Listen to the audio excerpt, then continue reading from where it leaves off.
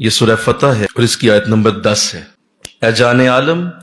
بے شک جو لوگ آپ کی بیعت کرتے ہیں در حقیقت وہ اللہ تعالیٰ سے بیعت کرتے ہیں،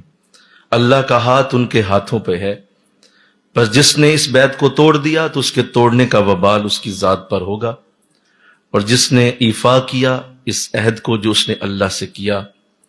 تو اللہ اسے اجر عظیم عطا فرمائے گا۔ قیامت تک کے لیے بیعت کو بھی حضور کی سنت بنا دیا گیا، اور بیعت یہ بیع سے ہے، با یا اور عین، اس کا مطلب ہے خرید و فروخت، یعنی جب کوئی شخص اپنی ذات، اپنی مرضی، اپنا ارادہ کسی کے حوالے کر دے اور اس سے جنت کا وعدہ لے لے تو اسے بیعت کہا جاتا ہے۔ یہ ایک پراپر طریقہ ہے جو حضور کی بارگاہ سے ہمیں نصیب ہوا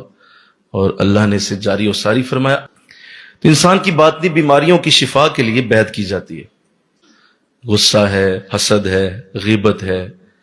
لالچ ہے، تکبر ہے، شہوت ہے، بہت ساری بیماریاں انسان کے جسم کے روح کے اندر، اس روح کی بیماری کو ٹھیک کرنے کے لیے بیعت کی جاتی۔ ہم روحانی طور پہ بیمار ہیں، یہ کیسے پتا چلے گا؟ جسمانی بیمار تو پتا چل جاتا ہے، باطنی امراض کی علامت یہ ہے، سنو، اگر تمہاری تنہائی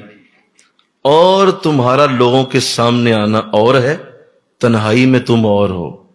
تو یہ تمہارے باطنی مریض ہونے کی علامت ہے۔ کسی غیر محرم کو دیکھ کر اگر آپ میں کنٹرول نہیں ہے تو یہ بھی بیماری ان کی علامت ہوتی ہے۔ خلوت اور جلوت ایک ہونی چاہیے۔ جو جسمانی علاج کرے سے ڈاکٹر کہہ دیتے ہیں، جو روحانی علاج کرے سے مرشد کہہ دیتے ہیں۔ تو ایسے جیسے ڈاکٹر جو ہے وہ کسی یونیورسٹی سے باقاعدہ وہ ڈگری لیتا ہے، تو بالکل اسی طرح کوئی اللہ والا کسی کو کئی سال تربیت دے، اس کو باطنی امراض کے سارے اتار چڑھاؤ سمجھائے، پھر وہ جا کے بیعت کرتا ہے اور اس کی بیعت میں اثر پیدا ہوتا ہے۔ تو یہ ایک پراپر نظام ہے۔ جس طرح آپ ظاہر ہے کسی ڈاکٹر کے پاس جائیں گے تو آپ کو وہاں جا کے وہ ایک کاغذ کے اوپر آپ کے نام وغیرہ لکھتا ہے، وہ پورا لکھتا ہے، آپ کا پورا جانچ کرتا ہے، تو رجسٹریشن مکمل ہو گئی۔ ایسے ہی جب کوئی مرشد کے پاس آتا ہے تو وہ اس کو بیعت کرتا ہے تاکہ اس کی رجسٹریشن میرے ساتھ ہو جائے اور پھر میں اس کا پراپر علاج شروع کر سکوں، بھی روحانی امراض ہیں وہ ٹھیک ہوں،